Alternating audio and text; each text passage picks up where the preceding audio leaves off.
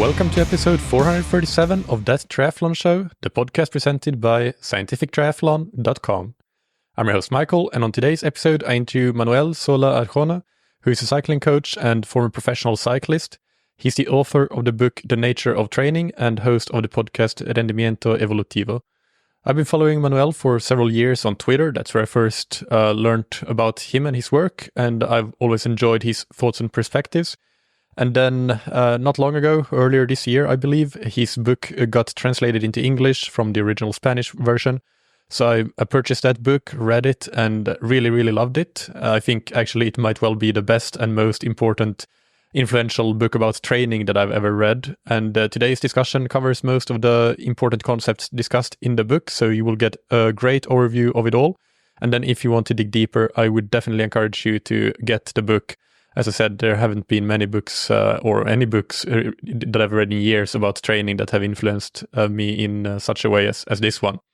I do want to mention before the interview that Manuel did a ton of work to prepare to do this interview in English, a language where he's not super comfortable. So first of all, massive kudos to him for having the courage to come on and still do an interview in English despite that. And because of that, we stuck to a list of questions quite strictly or very extremely strictly. So if there are some points where you think that the line of questioning on my part sounds a bit rigid and lacking follow-up or similar, then this is the reason why. We wanted Manuel to have the chance to prepare in advance for all of the questions I asked. So that's what we did. We stuck to the list of questions and that's it. The other thing that I want to say is that I think that for the most part, everything that Manuel says is very easily comprehensible, but if there are a few parts where you're unsure of something that was said, then I recommend that you go and look up the show notes for this episode on scientifictriathlon.com/TTS 437. Of course, the show notes are not a full transcript, but all of the most important things that were said should be in there, at least in some abbreviated form. So use those show notes as a resource. I know that a lot of you do already, but this may be an episode where some that are not habitually using the show notes could consider benefiting from going and checking them out. So now, before we get into the interview with Manuel, big thanks to our sponsors, Precision Fuel and Hydration. They create carbohydrate and electrolyte products that are effective, practical, and tasty. One small but very important detail that I love about the Precision Fuel and Hydration products is that with the amounts of carbs and sodium in their products, it makes it super easy to keep track of what you consume. So before I found their products, this is now many years ago, I would, for example, race with gels that contained 22 or 23 grams of carbohydrate. And for one thing, I had to carry many more gels instead of using 30 gram or 90 gram gels that Precision Fuel Hydration have, but also just keeping track of the amounts when it's not a round, easy number like 30 is just a little bit more difficult, especially when you're really in the red zone in a race. So with the 30 gram gels and the 90 gram gels that Precision Fuel Hydration use, then it becomes really easy to keep track of because it is a multiple of the standard recommendations for carb consumption during races, which you could use 60 grams or 90 grams or even 120 grams an hour. And it's very easy to hit that when you have gels that contain 30 grams of carbs or 90 grams of carbs. And the same goes for the sodium products. These things might be just sound like a small thing, but when you're in a race and your brain is not really at its full cognitive capacity, then I actually found that this made a huge difference in being able to stick to my plan. So I love this aspect of Precision Fuel Hydration products, and I wanted to highlight it here. As a listener, you can get 15% off your first order by using the code TTS24 on precisionfuelandhydration.com. And thank you to Zen8. The Zen8 indoor swim trainer allows you to improve your technique, power, and swim training consistency. For a lot of athletes, the limitation to swim training is that it can be very time-consuming to swim when you consider everything that goes into a swim, with commuting to the pool, all of the faff you may have to get through at the pool before actually getting into the water, and so on. This means that for a lot of people, it might only be realistic to swim once or twice per week, but with the Zen8, you can complement that pool swimming with a quick and efficient home-based workout that challenge your swim-specific muscles, so you can increase that all-important frequency of training and give yourself a chance to keep improving your swimming, even when your pool time is limited. You can try the Zen8 risk-free for 30 days and get 20% off your first order on zen8swimtrainer.com/TTS. Now, without any further ado, here's the interview with Manuel Sola Arjona.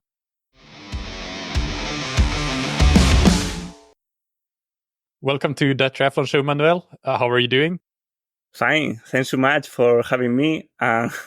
Sorry to the listeners because my speaking, as you know, is not perfect in English. So I hope to do it fine, but sorry for my pronunciation.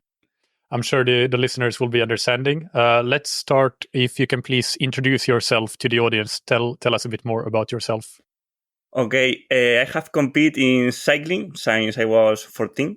I have competed in all categories, and cycling and racing has been my life. No, and also while competing, I studied sports science at the University of Granada, and later I did a master's in nutrition. But then I started training cyclists, and until now. I have always been obsessed with learning to improve. I wanted to learn to get better and improve my performance.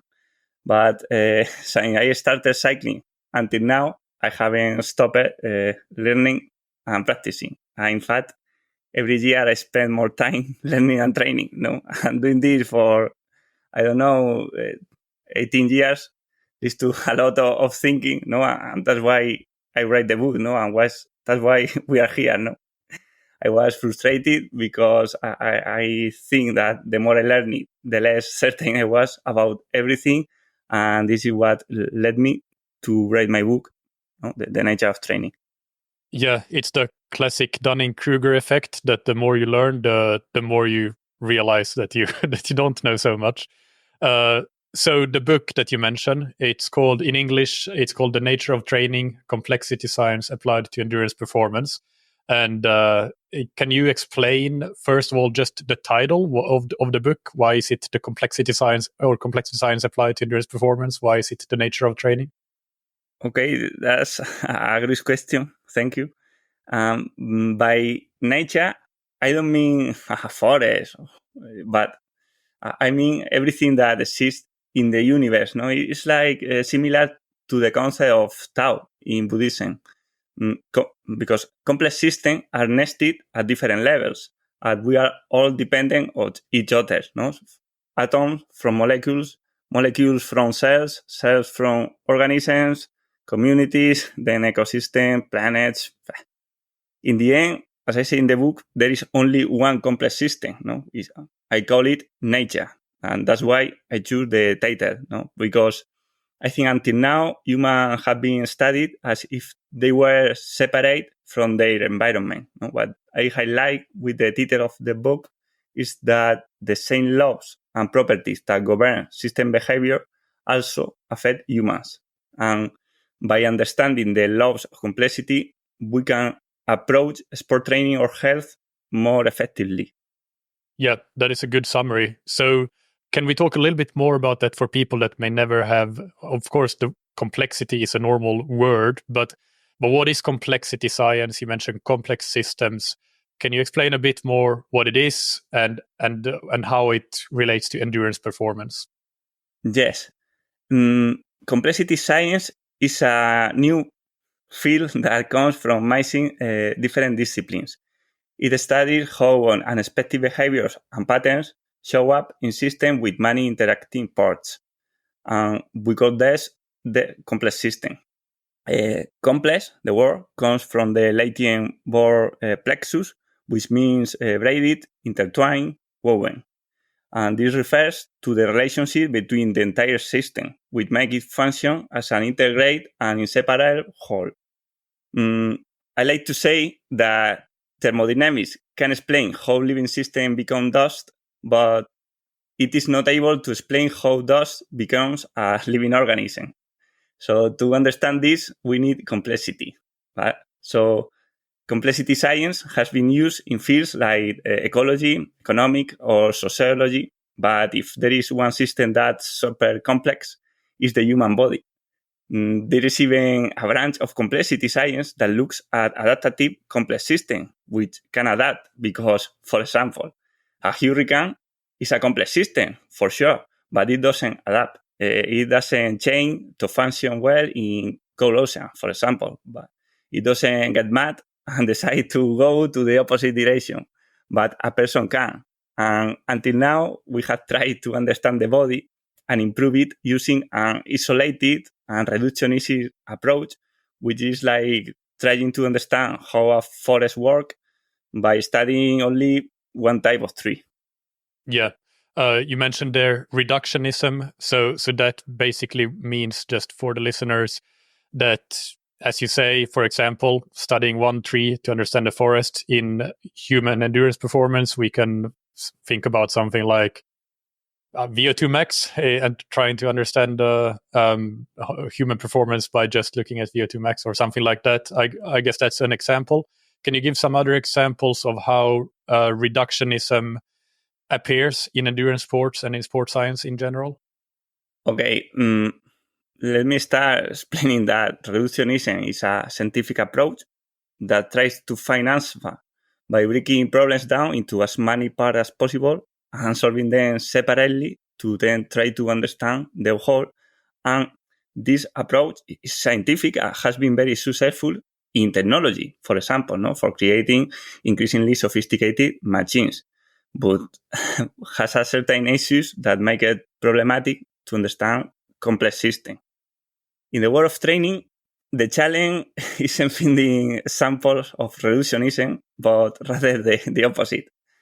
Almost everything is reductionist to some extent because it's part of the biomedical model we are trained with. A good example of reductionism is extrapolating recommendation for athletes from studies that measure the effect of isolated markers far from real situations. Molecular physiology is a prime example of reductionism when misused, proposing training methods just because they activate a certain protein or increase levels of a specific hormone. For instance, it reminds me of that study that claimed caffeine increased the rate of glycogen resynthesis and therefore could be suitable after exercise. I think that's been blinded by reductionism because the goal isn't to increase glycogen synthesis, no? It's to recover faster. And caffeine might help one parameter to improve at the expense of degrading dozens of others, no? Like making you sleep worse or preventing relaxation, keeping you from entering a more anabolic state, etc. And there are hundreds of samples like this because it's important to understand, I think, that we are not just mitochondria. We are not dopamine. We are not VO2 mass. We are not glucose spike. No? We are the interaction of all these things with our environment and our unique story. No?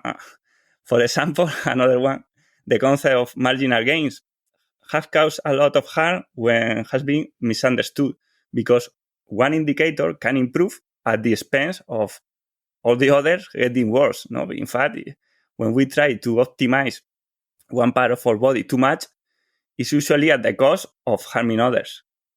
Yeah, I think that's a good summary of some good examples there with how if you focus on one parameter, for example, you might have an improvement in that parameter, but then that's not taking into account all of the other parameters that might be impacted. For example, sleep and recovery if you take caffeine after exercise, like you said. So just a bit more theory before we get into the practical questions. So in the book, you explain some of the key properties of complex systems, and so can you give us some examples of that? What are the key properties that we should be aware of that exist in any complex system, including us humans?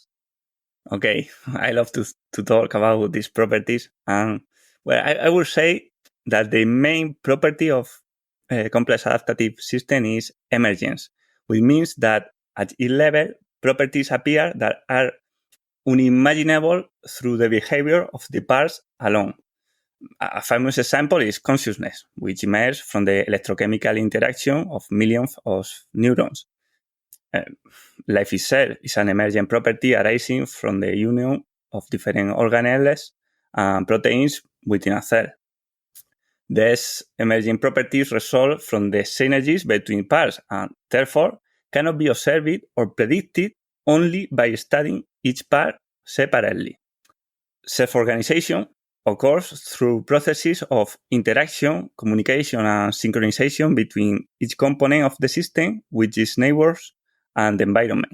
And this process happens autonomously autonomously, and variably according to the needs of the whole system, the current state of the network, for example, fatigue, strengths, weaknesses, or the person history and learnings. Clear example of emergent and self-organized processes are pedaling or riding technique or cadence. Because, for example, there isn't either cadence or technique, as this vary depending on the person at the competition moment, because the state of the organism is different and requires different compensation. This self-organization process also happens internally in how different organs and systems contribute at any given moment to sustain the pace. For instance, the body can maintain very high intensity exercise despite the acidity generated by lactate accumulation due to the buffer effect created through respiration or the renal system, which can compensate for these acidity levels through changes in breathing and urine composition. This leads to another crucial property, circular causality, which means that the whole system interacts infinitely. Changes in the past modify the whole, and changes in the whole modify sport. This means there isn't a simple cause and effect relationship in the body, because a cause can have multiple effects, which in turn become causes of further effects, interrelating everything and keeping the system in a state of dynamic stability. This feedback mechanism generates another property, which is the nonlinear behavior of the whole system. This means the magnitude of a disturbance and its effects don't have a stable relationship. For example, an athlete can accumulate training load and micro tears in muscles without apparent performance loss or injury. The muscle or the organism can maintain activity despite some damage through compensation and synergies, but at a certain point, the damage accumulates or becomes so great that the body can't cope and injury or damage appear. No? For example, in a race, the stride that tears an athlete's hamstring is indistinguishable from the thousand or million of previous strides. And lastly, maybe my favorite property, which is unique to dynamic complex system, is that the goal of the system determines its functioning. Adaptive systems can modify their internal functioning to achieve their goals. No? For example, a person's cortisol levels or blood pressure at rest are very different if they are relaxed and reading or if they are anxious and ready to run. Yeah, no, that's a great overview of the properties of complex systems and good examples of how that also can manifest in endurance sports. One other topic that you mentioned in the book that I found very interesting is you draw some connections between an evolution and training. So can you discuss why and how there are these connections and how you apply or you might apply an evolutionary perspective to training? Okay. Organism, including humans, we are not designed by a creator, but have adapted through evolution to fit our ecological needs. This means there is no human designer, but rather the function we need to survive has shaped our physiological workings. In my book, I say function is more important than form, because if we understand the stimuli human has evolved to respond to, we can provide this stimuli regardless of our detailed knowledge of individual physiology. For example, hunter-gatherers didn't need studies to give their bodies the optimal dose of exercise, the best food, circadian synchronization, and so on. No? They didn't need any of this because their bodies adapted to thrive in that environment. In terms of training, we know we still have the same genes and physiology as hunter-gatherers, so our bodies are primed to respond well to this evolutionary stimuli. We know a lot about the stimuli our bodies have adapted to and thus respond well to. For example, Homo sapiens, we are not particularly fast, no strong or agile. No, Usain Bolt is slower than a cat. We turn slowly, and we are weaker than chimpanzees. No? We lack claws and fangs. Our only physical strength lies in endurance. We are much more endurant than other primates, especially in hot conditions, as working on two legs exposes less surface area to solar radiation, and we are among the few mammals that can sweat to cool down. That's why we know that long duration, low intensity exercise was dominant in our evolution and is what we are adapted to. Probably this is why successful endurance athletes do large volumes of training at low intensity, because it's in our genes. Another important point from evolution is that the contextualized strength training doesn't seem to make much sense. The strength exercise they did, our ancestors, were explosive and within natural movements. No? For example, throwing, fighting, climbing, jumping, or sprinting. Sprinting is also maximum strength work, as each stride involves applying the maximum possible force. No? Well, there are many more aspects I cover in a chapter on the book. Well, what is clear to me is that these stimuli should be the basis of our training, because they provide health and can be sustained for months, years, or a lifetime without causing injuries or imbalance. Yep, thank you. That's a good overview. So now let's move into some practical application and how to apply some of these concepts in training. So if we start, can you just give an overview of your training methods, and maybe also if you can highlight how it's different than some of the, maybe if it's different than what people commonly do today or what you see that other people do, maybe. Okay. I think I could define my training method as the pursuit of that tricky dynamic balance between giving our body the stimuli it needs to stay healthy and those stimuli that help us improve in the specific activities required by competitive sport. Because if you focus too much on being a complete and healthy athlete, you won't achieve a spectacular performance in the sport, which is what most people hire you for. But if you focus too much on the specific part, you might perform well in the short term until the imbalance caused by excessive non-adaptive stimuli make your performance drop or lead to illnesses and injuries. I have also moved away quite a bit from the traditional periodization models or training method prescription based exclusively on the intensity as we train. Another aspect I find super important is that training should be co-directed between the coach and the athlete, because like in a good synergy, the collaboration between the athlete and the coach is greater than the sum of both separately. No, because the coach has something that athlete needs, which is theoretical and practical core knowledge of human physiology and the training process, as well also a decision-making ability that isn't clouded by emotions, but at the same time, the athlete has something the coach doesn't. No? It's the ability to know their feelings or our fears, preferences, and motivations.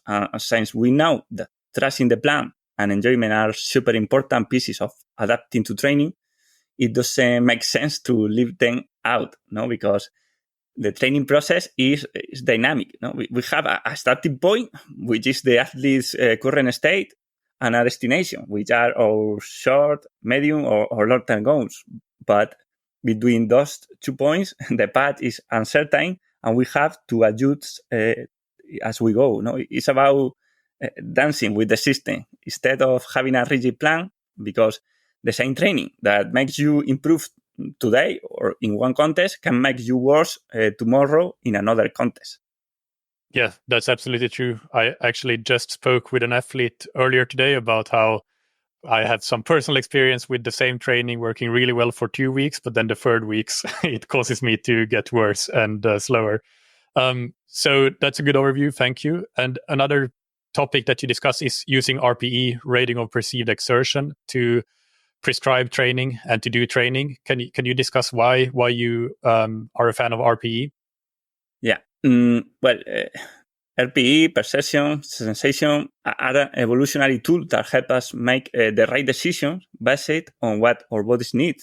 We can tell when we are hungry or thirsty. We feel tiredness, pain, swelling, fever, and so on. No, even emotions like fear, anger, or sadness push you to do things that help us survive in the past.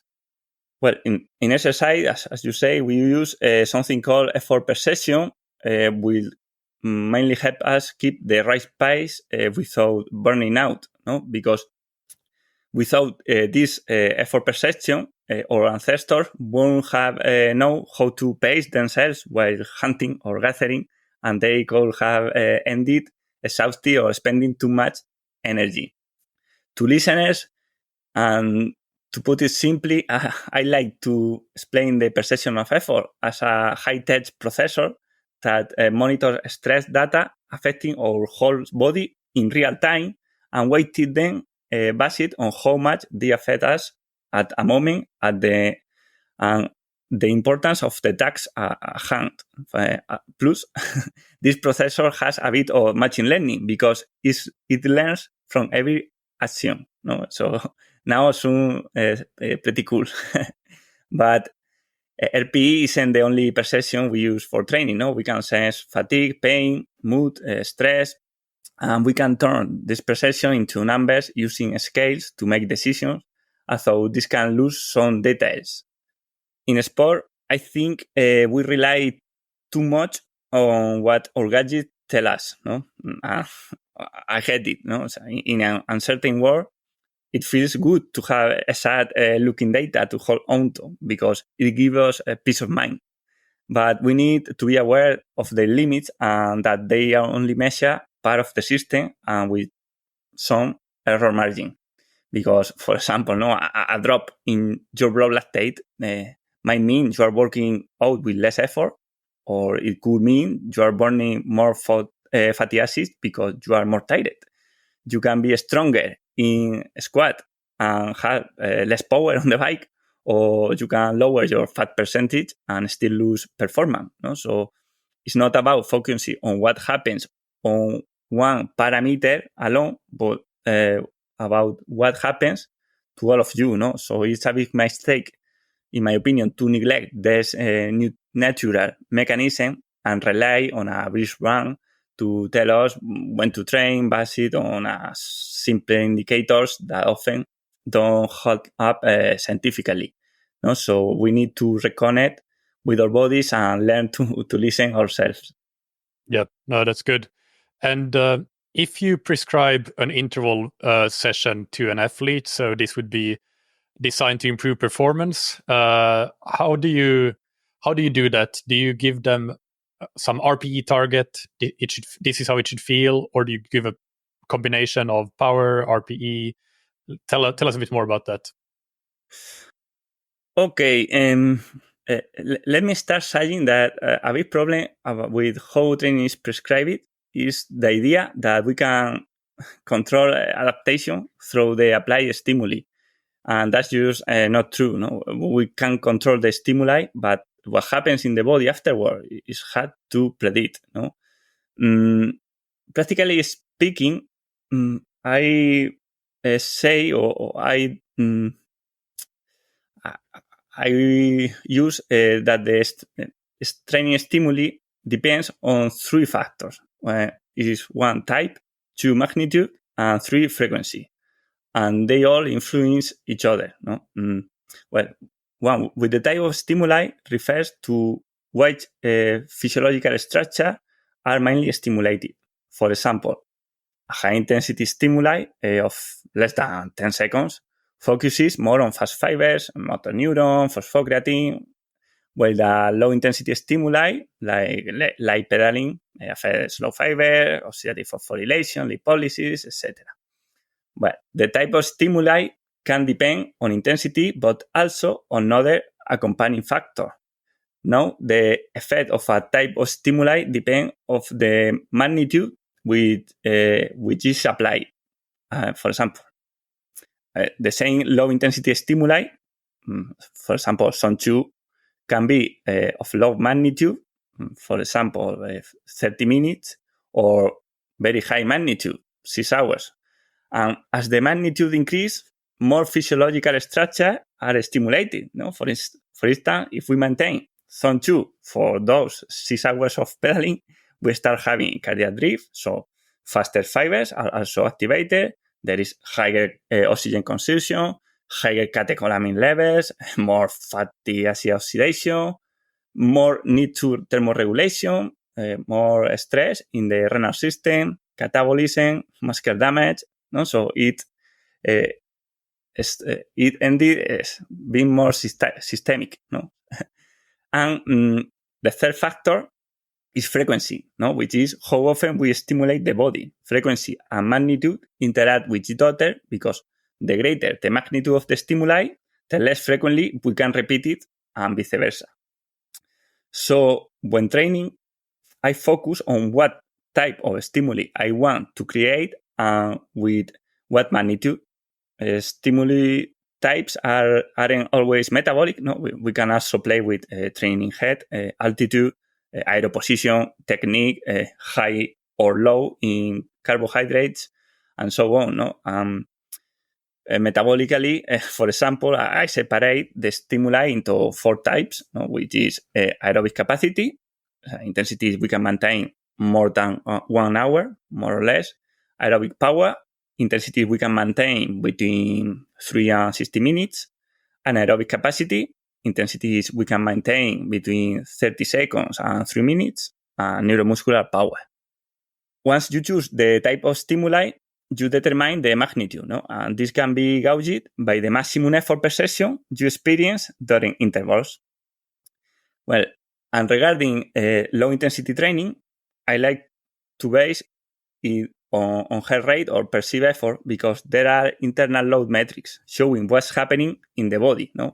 If you train some two by power and use based on a test you did when fresh, after several hours, you will be working at much higher internal load that you want. No? You will be in a higher intensity domain.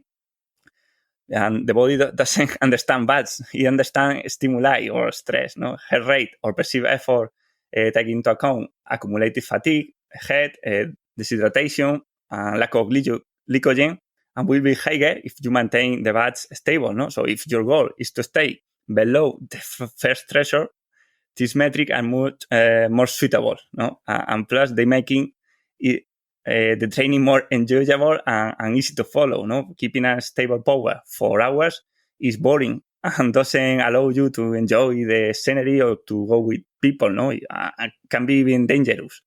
And science hasn't been proven that there is any benefit to training at constant speed all the time.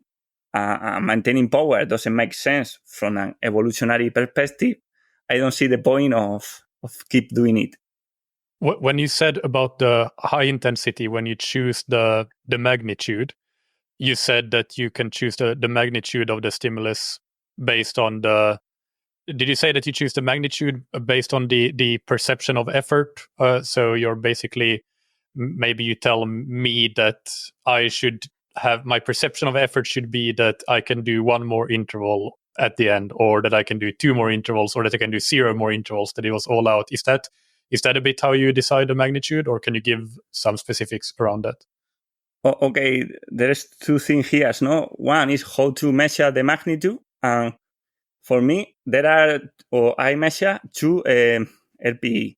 One is the average RPE of the training. For example, no? When you do a 4 hours long ride, 1 hour later, you say, well, my RPE of the training was 5 or 6. Another is the maximum RPE that you have in the sets. No, for example, if you want to train aerobic power and do 3 sets of 8 minutes at the power you can maintain for 20 minutes, for 20 minutes, the RPE might be 7, 8, and 9 in the last set. No? But in this case, the magnitude of the stimuli is a 9 out of 10, no? Meaning it made you work at 9 of 90% of your maximum. Well, and to decide what kind of magnitude of the I want to do, I need to be very careful looking at what the athlete can recover based on previous week, no, or previous training sessions. But also, it is hard to explain, no, but also for example, for me, in the base period, when we focus more on health, normally I don't like to do sessions that give you exhausted and you can recover maximum in 40 hours. No, so we stay in 8, maybe 9 one day in the week, but we try not to go more than that. And then in the specific period when we are looking to race, we try to do the intervals days more harder, no? Looking for go to 9 or even 10 out of 10 of effort per session in 2 days or maybe 3 days in the week, because we want to feel the effort, the pain, and the maximum adaptation looking for the race, even if we know that these kind of intervals are not suitable to do for long periods because it leads all to overtrain. But in a specific period, I prescribe harder sessions, but with more recovering between them. So we train some days more easy and some days more hard, no, more polarized. And in base session, in base weeks, the training is more homogeneous, no, it's more stable. No super hard days, but no so many recovery. Understood. Can you discuss your thoughts on, you already discussed a little bit, but do you have any other thoughts on recovery and adaptation to training? Well, as I say in the book, for me, a well-designed training programs flow smoothly and it's easy to follow, because if we are doing it right, we will train hard when we are ready and slow down when we are tired. So I'm not saying we should never train when we are tired or motivated, but generally, these days should be rare and we should know they are part of the plan, because our perception are an ancient mechanism that help us understand the state of our body and when we need to rest and when we can push.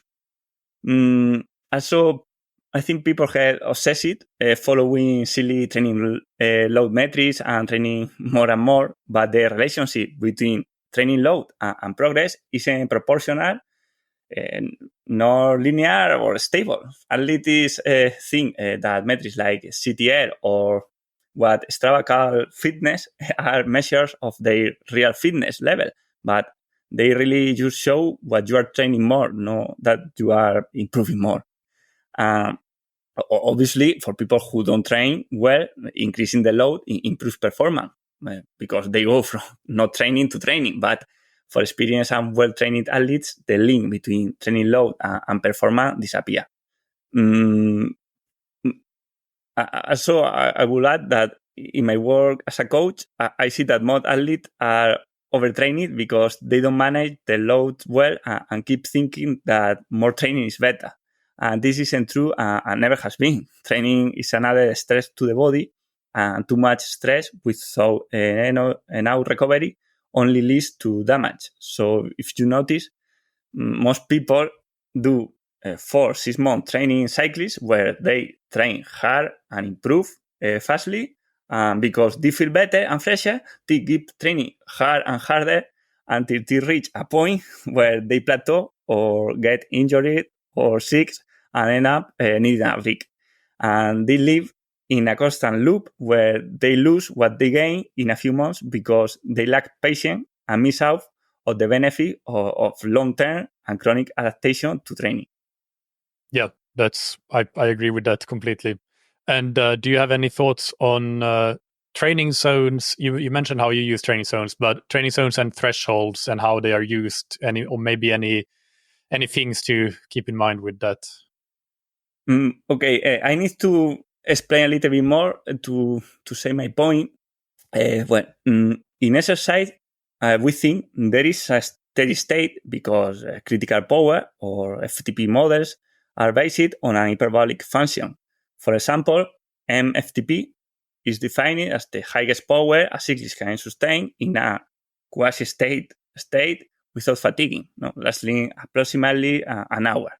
Just one point here for the listeners. MFTP is how WKO, the software, estimates FTP. So if somebody is not familiar with MFTP, it's basically the same as FTP, but it's estimated based on the power curve. So sorry, go on. Yeah, exactly. It's like more or less a copy of critical power model. And critical power is defined by two ways. The modern way is the transition between heavy and severe domains, but it's also have been described as an asymptote of the power-time relationship function. But I think there is no asymptote. The belief that there is an intensity below which we fatigue much more slowly, I think is a misinterpretation of the power-time relationship. Of course, the lower the pace, the longer it takes to fatigue. And this is exponential, which means that if we lower power by 10%, the time we can maintain it increases, not only 10%, but much more. So in my book, I argue that the function that best model the relationship between power or speed and the time we can sustain it is a power law. Power laws don't have thresholds. In fact, looking at World Athletic records, there is no change in the power law modeling the speed time curve from 1500 meters to the marathon when viewed in a logarithmic scale. Also, a month ago, we started a scientific article with Frederic Sabater and a student, Khaled Irati, to try and gather data from more people and publish it. But the important thing is that the loss of power or speed is proportional, similar from short efforts to long one. For example, in cycling, we have seen that more or less, it depends of the person, but more or less for every tripling of sustained time, the power we can maintain drops by 8 or 10%. So this means, for example, that if you can push 400 watts in 5 minutes, you will expect to push around 360 watts for 15 minutes, 324 watts for 44 minutes, and so on.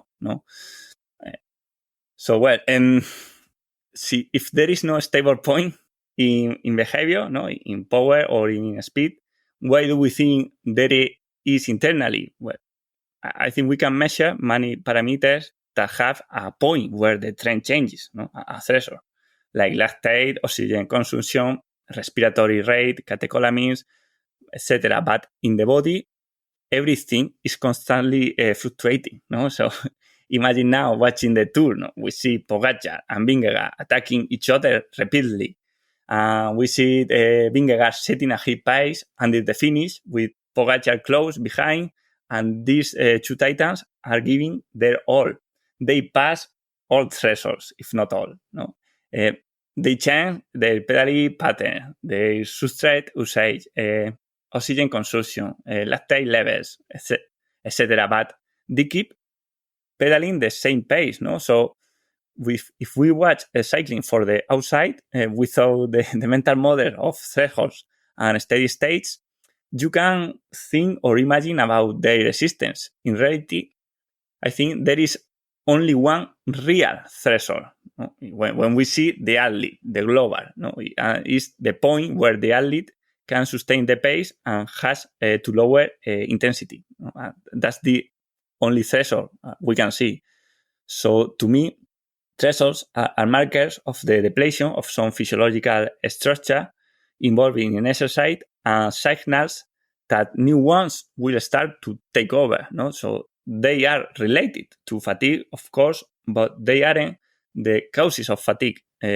Not all athletes have the same thresholds at the same intensity percentage. In example, different athletes can sustain very different times at each threshold.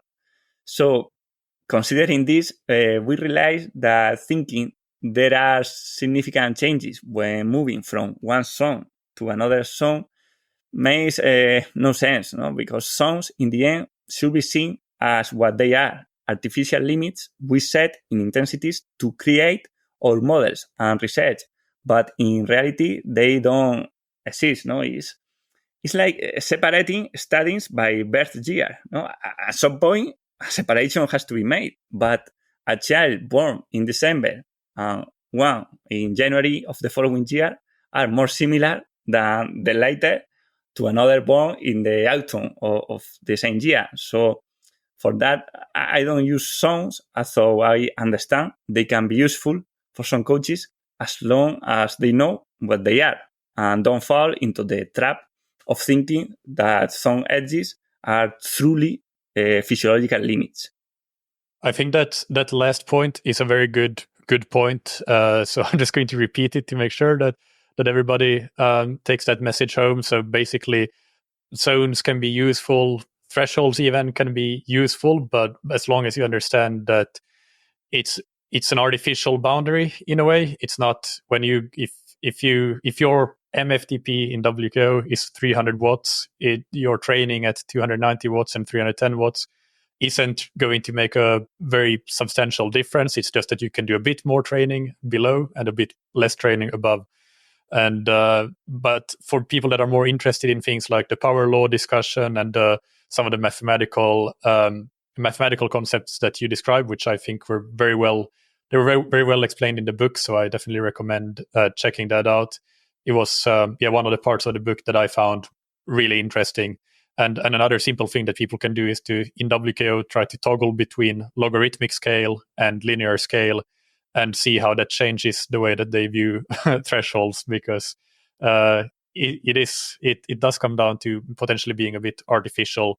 Another example is, as you say, different systems compensate for each other. So if you measure your ventilatory threshold, it's going to be different than your lactate threshold because they are just different systems, but they collaborate to achieve the same speed. As you say, if maybe Vingegaard is above his respiratory threshold and Pogacar is below, but they ride the same speed, and maybe they have different strengths in different systems. But that's, I guess, a bit of a rambling about some of the things that I take away from listening. But I think it's a really important point that you made, and a really good overview.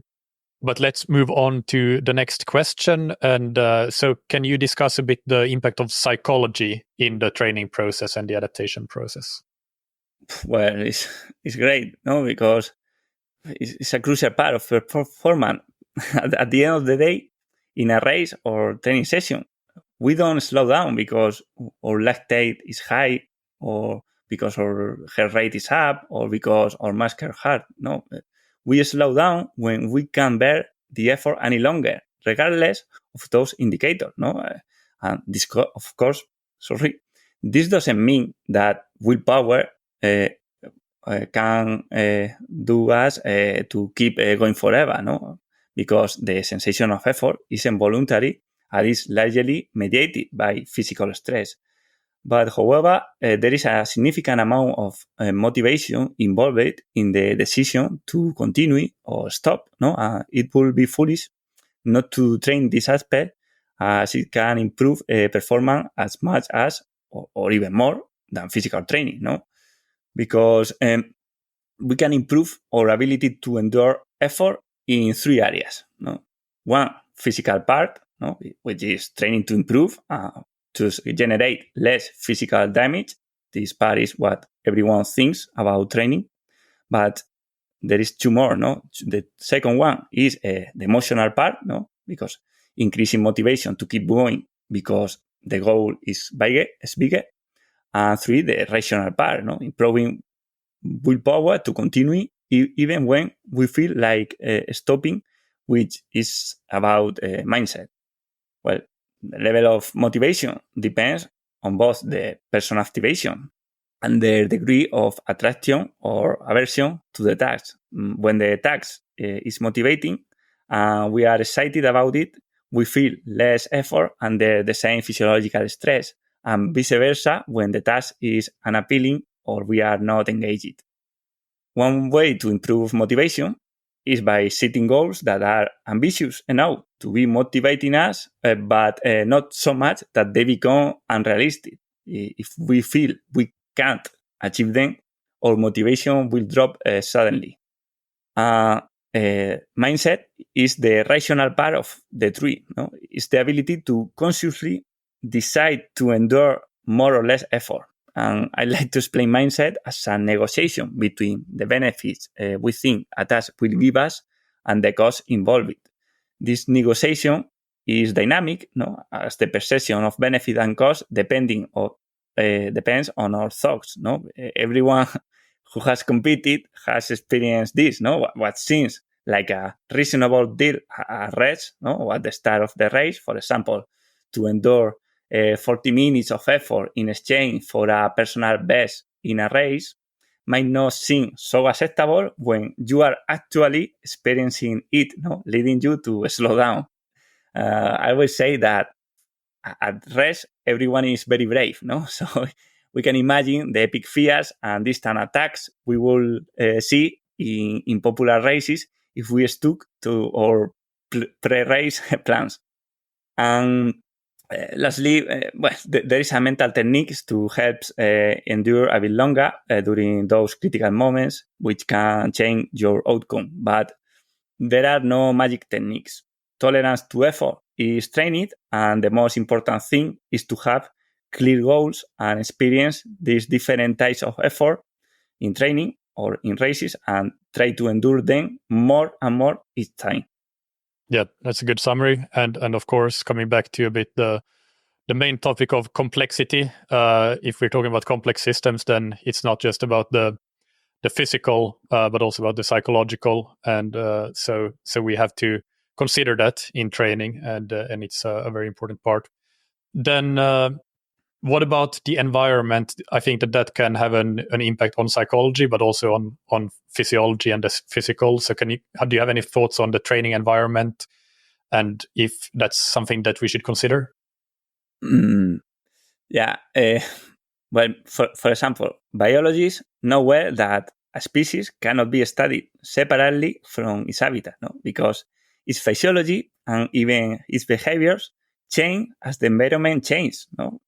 For example, no? The same pine tree that can reach 40 meters in a valley would be a creepy shrub in the high mountains. No? So humans are often studied in isolation from the habitat. No, we are the only animal that is studied in isolation from the habitat. No, like if we were a machine instead of a primate. That's why we focus so much on studying factors that are insignificant, but within the social context we live in. No, so, I say sometimes, no, Pogacar wouldn't have won the Tour if he had been born in Nigeria. No, but because human beings, we are not robots. No, we are open systems that interact and share matter and information with the environment. No, we constantly exchange energy, atoms, and molecules with our surrounding. Part of the environment becomes part of us, like food, bacteria, volatile substances. So I don't think it's a coincidence, no, that most the great endurance champions come from rural areas. No, it's not a coincidence. And it's not only molecules, but also information, because for our bodies to function well, all the physiological changes that occur through the day need to be synchronized with each other and with the environment. No? This is what happens, for example, when our circadian cycles are well synchronized. And the environment also encompasses social relationships and the culture of our society. No? If I am not happy, my body does not function well. No, if you have anxiety, your body will not adapt to training in the best way. And many athletes will improve much more if they spend more time with their friends instead of training a lot more. Yeah, I think another example that I can think of here is training camp. For many amateur athletes, when you're working at home and you have the work and family to take care of, you can maybe train 10 hours. And Beyond that, it might be too much. Obviously, this is individual, but that's quite common that 10 hours is doable. More than that, and it's too much. Then you go to a training camp. You're in a warm place, sun, great riding. You have friends around you. You don't have to work. You don't have your family there. Maybe you go on a solo trip. You can suddenly train 25 hours and still feel better, adapt to that training better than a normal week. So I think that it's just a very important thing to remember, that how much the environment matters. Yeah, 100%. I have experienced it. Also, when I was racing, I remember having a lot of races in summer, then going to altitude. I only wanted to go to my house, stay with my friends. I was sad, no? I didn't want to stay in altitude. And my performance will drop it because my body wasn't happy, no? Because, for example, the stress, the cortisol levels were so high that they dampen the adaptation of training. Yeah. Do you have any thoughts on artificial intelligence, big data, wearables and technology? This is a broad question, but any thoughts on that related to what we have been discussing? Yeah, I love this question because it's of actuality, no? And I think it's clear we are moving towards an era where the advantage won't be in having more data than others, but in having the right paradigm to understand and integrate all the data. Because big data, AI, machine learning, they only correlate variables, but extrapolating what's best on average to the specific case of each individual is very difficult, almost never suitable. No, what we really need is not to find more correlation, but causations. No, to know what each person needs at each moment and why they need it. No, and that's the tricky part, because the number of factors influencing how a person adapts is almost unmanageable. No, physiological and genetic factor, their previous training, genetics, motivation, physiology, emotional state, culture. So there are so many factors that don't always have the same weight and don't relate to each other in the same way for any two people. No? So there is no ideal or average athlete. No? Each body self-organizes according to all these factors. If you compare data from one person in each area with the average and think that improving what's below average will improve the whole, it won't happen. And on top of that, some things can be measured well. No? Your training load in previous years, the global effect of training, mental stress, genetics, microbiome, fears, desires. No matter how much you scale them, information is always lost. So I think every time a new technology appears, we think it will revolutionize the training world, but we stay the same. It's always the same cycle. No? There is a hype phase where it seems controlling the measure variable will give us total control over the body, and then it gradually proves not to be the case. No? And maybe it hasn't had time yet, no? But I would say I'm here for real-time lactate monitors to become popular, so people will realize it's not that important, no? Because if it weren't expensive and difficult to measure, we will probably just use a heart rate, for example. Finally, I want to say that I think that I worry that AI might help perpetuate all minds, no? Because models, language models say what we want them to say. And when we start thinking what they say, what ChatGPT say, if we think it is reality, it will be hard to keep progressing and break outdated paradigm.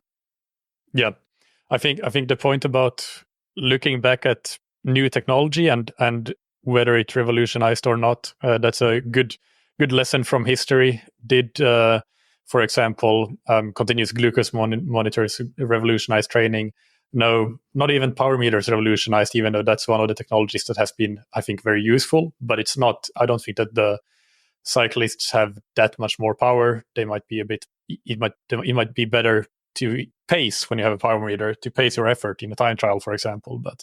But in terms of training, getting strong, we don't really have. It's not that technology doesn't help; it does definitely help, but we also need to be kind of realistic about how much it helps. And so, yeah, that's a good point. Finally, a few general questions. First of all, what do you think are the most common mistakes made by endurance athletes and/or coaches? Well, I could say more or less the same for athletes and coaches. But for example, on athletes, especially athletes who doesn't have a coach, the big mistake could be, for example, one, bad daily habits, no, because they focus only on training and maybe on nutrition, but they ignore circadian rhythms, stress or anxiety, their exposure to pollutants, etc. Also, overtraining, sure, no, because most athletes I work with were overtraining before, no. It's a shame that we fall into this trap due to poor advice or because the urge or to do more. Thirdly, I would say copying others, no. There is no one size fits all approach, and even when copying works, is often for reasons that we don't understand, no. And this includes to copying the professional. And to coaches, I would say the big problems are firstly too much specificity in training, because specificity is a drag because it gives you quick improvement in the short term, but in the long term it leads to stagnation or injuries. No, in Spain we say breathe for today, hunger for tomorrow. Second, I would say a problem in coaches are following rigid recipes and plans. No, I sometimes coaches seems like they are following wheatcraft recipes from dubious books used out of tradition. No, sticking to rules is convenient, but wrong. We need to understand that there is no manual or perfect way to do training. Finally, I would say relying on data that they don't understand because many confuse metrics with goals. Finish focusing on improving FTP or CTL or any program-given metrics instead of thinking about adaptation, fatigue, and performance. Yeah, great summary. And can you give 3 pieces of advice to listeners that they can use to improve their endurance training or cycling training? Yes. I would say, first of all, enjoy the training process, no? Because there are too many ways to skin a cat. You don't have to do specific intervals over others, and running or cycling at a steady pace isn't always better than mixing it up. There are lots of ways to adjust your training to routes you enjoy and to be able to go out with friends. In the end, champions are champions because they have been training non-stop for decades. And to achieve this, you need to enjoy the training and the lifestyle that comes with being an athlete. Another one, the same, forget about many metrics because metrics can make us focus on important things or even lead to training mistakes.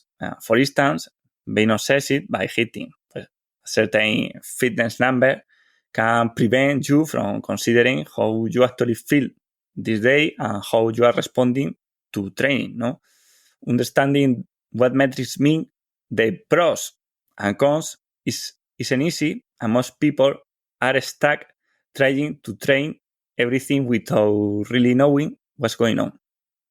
And the third one, I think, is think about the big picture and avoid over optimizing, because performance isn't just a sum of factors, but the interaction between all of them. For example, I often say, it is good to go out with friends and have a few glasses of wine. Pues sometimes yes, because if you obsess over rest and sleep and train, you might end up feeling sad or stressed, which is much worse for performance. I'm not saying do everything, but we should not forget that we are people with feelings and needs beyond training. No, what's important is staying in the game for the long haul. 100%. Very good advice. And I want to mention as well that you have a podcast in Spanish, Rendimiento Evolutivo. But other than your book, The Nature of Training, and your podcast, do you have any other resources to recommend? This could be books, podcasts, YouTube channels that listeners today that are interested in what we have been discussing, where they can find some more thoughts, some more information about these topics, or just general recommendations for these kinds of resources? Well, there is uncountable people or authors that I owe the creation of the book and my ideas, but I will say some books because I love books, because I think books is the way that authors try to convey their accumulated knowledge in the most organized, condensed, and engaging way possible. Often putting together ideas scattered across many disconnected papers. To listeners, I will recommend some books that I think they are the most important books to understand or my mind. And I would say, for example, well, first of all, Nassim Taleb, because with all his book, because he's my reference author. Also, I find very interesting other books like How Nature Works by Pierre Back, Scale by Geoffrey West, Exercise It by Lieberman, Thinking in System by Donella Meadows, The Book of Why by Julia Pear, Endure by Alex Hutchinson. And a part of books I will recommend, because I am very happy to have do the complexity courses from the Santa Fe Institute. Some of them are even free. That's very nice. Nassim Taleb was the first author you mentioned, and I want to highlight in particular his book Anti-Fragile. I think that's an exceptionally good and useful book for not just for, it's not a sports book, of course, but for life, basically. So that one I can definitely recommend strongly from my side as well. And finally, where can people follow you? Do you have social media or things like that? Any other recommendations for following you and your work? Well, first of all, if they like the interview, even when my English is not very good, they can learn more in my book, The Nature of Training, which is available on Amazon. I also set up a newsletter in Substack where I will be sharing reflection and articles about training. The address is Sola Arjona, with my surnames altogether, .substack.com. Also, if they looking for my name, I have Twitter, Instagram, but normally my publications are in Spanish, so it will be a good way to practice another language. Yeah, that's an excellent way, for sure. And also with translation in the browsers, it's pretty easy to get a decent translation these days. But thank you so much, Manuel. It's been really great to have this chat. And again, I loved your book. Can strongly recommend it to everybody, and I appreciate having this talk. So I hope to speak to you again another time. Thank you so much, Michael. I listen almost every podcast you publish, so I hope to thank you so much for what you are doing. I hope that you enjoyed that interview. as always, you can find the show notes on scientifictriathlon.com, and we'll have links to Manuel's website, social media, his book, of course, his podcast, and his Substack newsletter. So check out all those resources, but in particular, check out the book, The Nature of Training. For me, it has to be one of, if not the most influential training book that I have read, so I really strongly recommend it. There are many highlights and takeaways that we could discuss from an episode like this, but the one that I want to bring up is that when we're dealing with complex systems, including humans and human performance, then examining just the components or parts of that system in isolation and then trying to put it all together is a risky business. It is a reductionist approach that often misses critical interactions and dependencies within a system. So that's kind of a fancy way of saying that don't miss the forest for the trees, which is not news to anybody. It's something that we've talked about many times before here. But I think that for me, at least, I have really found it interesting to just scratch the surface a bit of learning about the intricacies of the science of complexity to better appreciate that not missing the forest for the trees saying and advice. It allows me to better appreciate why prioritizing a systemic perspective of performance or integrative perspective of performance is probably a better path to improving performance, or for that matter, even health, rather than zooming in too much on very specific details with a narrow lens. That's not to say that there's not a time and place for doing that, but it just gives you, I guess, a way of prioritizing things a little bit better. So I think that that's my takeaway, that with any complex system, not getting too caught up with reductionist approaches and zooming in on the components, because there are so many interactions and dependencies between the components of the system. So hopefully that makes sense, but if it doesn't, then you can just translate that into don't miss the forest for the trees.